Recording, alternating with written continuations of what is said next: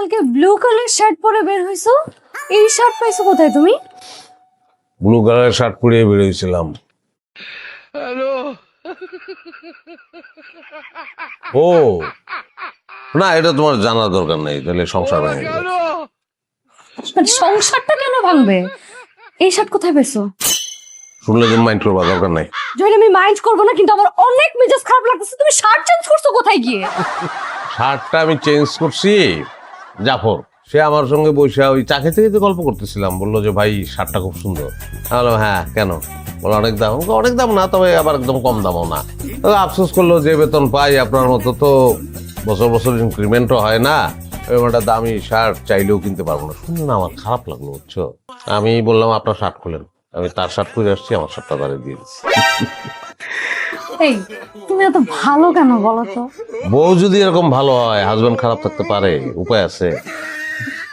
আচ্ছা বাদ দাও, শোনো না, হুম। কালকে ওই উপরতলার ভাবি আসছিল, আমার সাথে এতগুলো ঝগড়া করছে। আর আমিও বলে দিছি আপনি একটা চোর, আর আমি এটা বলছি পরে আমাকে মানে বলছে যে আমাকে নাকি মেরে ফেলবে, মেরে ফেলার হুমকি দিছে। না মেরে ফেলার হুমকি দেওয়ারই তার কথা, কারণ অন্যায়টা আসলে আমরা আসল চোর সে না, চোর আরেক তলা মানে 4 তলার ভাবি। মানে আমি না ভুলে তার কথা বলছি, ভুলে গেছে। তুমি এটা কি বলতেছো?